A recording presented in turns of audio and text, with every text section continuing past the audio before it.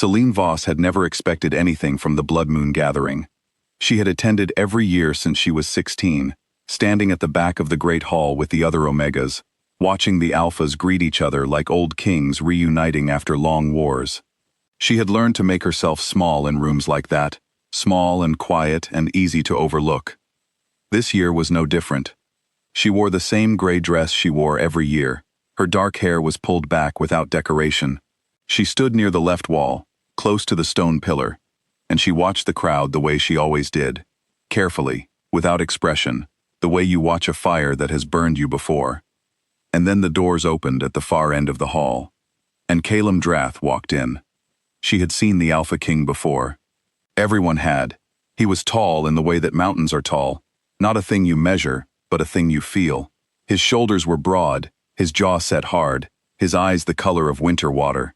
He wore no crown. He did not need one. The room shifted when he entered it, the way a room shifts when the temperature drops. Celine told herself to look away. She did not look away. And then something strange happened. Something she had no language for, no preparation for, no warning of at all. It started in her chest. A low, deep pull, like the string of a bow being drawn back slowly.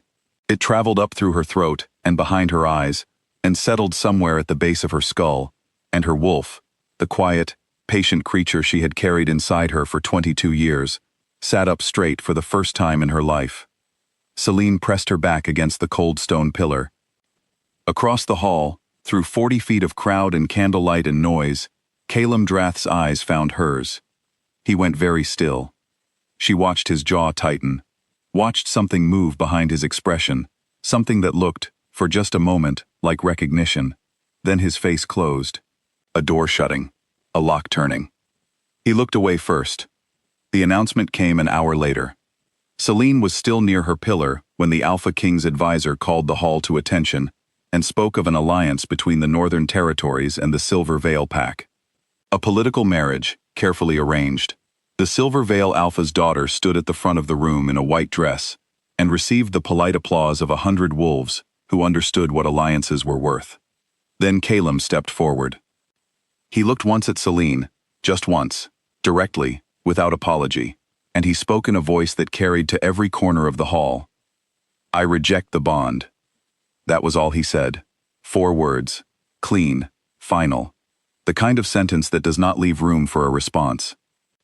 Celine heard them land somewhere in the middle of her chest, in the same place the pull had started an hour before.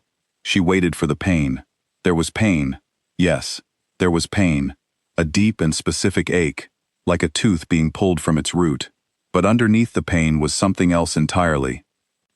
There was relief, because she already knew something that Calum Drath did not know. She had known it for 3 days, and she had spent those 3 days deciding what to do about it, and she had made her decision before she ever set foot in this hall tonight. She did not cry. She did not move from her pillar. She looked at the Alpha King across the crowded room and nodded once, the way you nod when something you expected finally arrives, and then she turned and walked to the door and left. The gate guard watched her go. He said nothing. She did not look back. Ashfen was a border town, which meant it belonged to no one and survived because of that fact. It sat at the eastern edge of the Northern Territories, where pack law grew thin and human settlement began, and the people who lived there had learned long ago not to ask too many questions about the strangers who came through.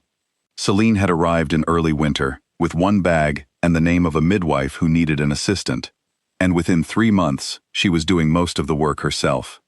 She was good with her hands. She was calm in a crisis.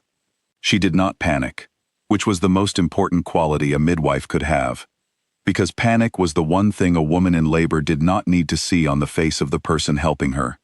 She built her life in Ashfen the way she had always built things, quietly, 1 piece at a time, without expectation of help. The child grew. He was a serious boy, dark-haired, like his mother. He had his father's eyes, winter water gray, but he had never met his father and did not ask about him, which Celine both loved and worried about in equal measure. His name was Rowan. He was 4 years old, and he already had the habit of watching rooms the way Celine watched them, carefully and without expression, and she did not know whether to be proud of that or sad about it. She chose proud. It was more useful. The ache of the severed bond never fully left her. It was like a bruise in a place she could not reach. Present on quiet evenings, present in the early mornings when she woke before dawn and lay still in the dark and let herself feel things she spent the rest of the day carefully not feeling. She did not miss Calum Drath, exactly. You could not miss a person you had never actually known. What she missed was the pull, that brief, extraordinary moment in the great hall, when her wolf had sat up straight, and the world had reorganized itself around a single point of gravity. She had never felt anything like it before or since, and she suspected she never would again. She told herself that was all right. Most days, she believed it. The oracle's declaration reached Ashfen on a market morning in early spring. Celine heard it from the grain merchant first, then from 3 people in the bread queue, then from the woman who sold river fish at the end of the row. Everyone was saying it. An ancient Lycan seer, the last of the Thorn bloodline, who had not spoken a prophecy in 40 years, had emerged from the eastern hills and spoken 6 sentences in the old tongue. The future Lycan king had been born. The old blood had returned. The child would either unite the packs or dissolve the throne that had replaced them. Celine stood in the bread queue and listened to the fishwoman repeat the words and kept her face completely still. She paid for her bread. She walked home by the longer route. She did not run. Calum's scout reached Ashfen 9 days later. Celine knew before the scout knocked. Not because she heard him coming, but because Rowan stopped playing in the yard and turned toward the gate and said, in his serious 4-year-old voice, "Someone is here." The scout was young. He kept his eyes down and delivered his message in a careful monotone, the way men deliver messages they have been told to deliver exactly and not interpret. "The Alpha King requests that you remain in Ashfen. He will come to you." Celine looked at the scout for a long moment. "He requests," she said. "Yes. Tell him I am not going anywhere," she said. "I have work to do." Calum came on a Tuesday, which was market day, which was exactly the wrong day, or possibly the right one. He arrived with 2 guards instead of an army, which told Celine something. She did not see him arrive. She was in the market square, at the flour merchant's stall, explaining in a patient and increasingly firm voice that 8 measures was not 10 measures, regardless of what the merchant's scale claimed. "The measure is correct," the merchant said. "The measure is short by 1/3, Celine said, "and I have been buying flour here for 3 years, and I know what 10 measures looks like in this bag." The merchant began to argue again, and then he stopped. His eyes went to a point just over Celine's left shoulder, and he went the color of old bread, and he said nothing further. Celine turned around. Calum Drath stood 4 feet behind her, completely still, watching her with an expression she could not read. His 2 guards stood a few paces back. The crowd around them had gone very quiet.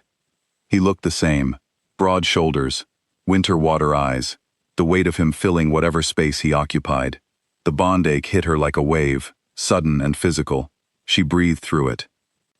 "I will take 12 measures," she said to the merchant, without breaking eye contact with Calum, "for the inconvenience." The merchant, wisely, began filling the bag. They sat across from each other, at a table outside the tavern, at the edge of the square. His guards stood at a distance. Rowan was with the river fish woman, who had agreed to watch him for an hour. Calum spoke first. He said, "I owe you an explanation." "You owe me nothing," Celine said. "You made a decision. I made mine." He was quiet for a moment. "The prophecy," he began. "I know what the prophecy says. Celine." "My terms," she said. She set her hands flat on the table. "You want to talk, we will talk. But first you will hear my terms, because whatever comes next, my son's life does not get organized around your throne without his mother's conditions being met." He looked at her for a long time. "Say them," he said. She did. She talked for 10 minutes. She was specific and detailed and completely without sentiment. Rowan's education would remain her choice until he was old enough to have his own. Rowan would not be displayed or used for political purposes without her direct agreement. Rowan would be told the truth, all of it, at the right age, in the right words, and no version of events that made the rejection invisible would be permitted. Calum listened. He did not interrupt. When she finished, he said, "Yes." She had expected argument.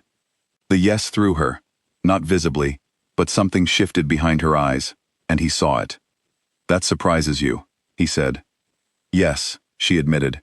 It was honest, and honesty was the only currency she had ever been able to afford. The Silver Veil Alliance had already collapsed by then, though Celine did not know it yet. The Silver Veil Alpha's daughter, a quiet, intelligent woman named Mira, who had been entirely overlooked by everyone who planned the alliance, had heard the prophecy 3 days after it was declared, and had sent a letter to the Northern Territories that was polite, brief, and completely final. She had no interest, she wrote, in a throne that ancient bloodlines might reclaim. She wished the Alpha King well, and she hoped the flower merchants of Ashfen were giving him better weight than they gave everyone else. Calum had read the letter twice. Then he had read the scout's report about the boy. Cedar smoke and old rain. He had sat alone for 3 days and made no orders, which was unusual enough that his entire council grew nervous. Then he had come to Ashfen. The moment they had not planned for came 4 weeks after Calum's arrival in town. He had been staying in the tavern, eating at the common table, asking no special treatment. Celine had not invited him to the house, but she had not told him to leave, which was the closest thing to welcome she could offer at that stage. Rowan had been watching him from a distance the whole time. He was a 4-year-old boy with his father's eyes and his mother's habit of watching rooms carefully, and he had been conducting his own slow assessment for 4 weeks with complete seriousness.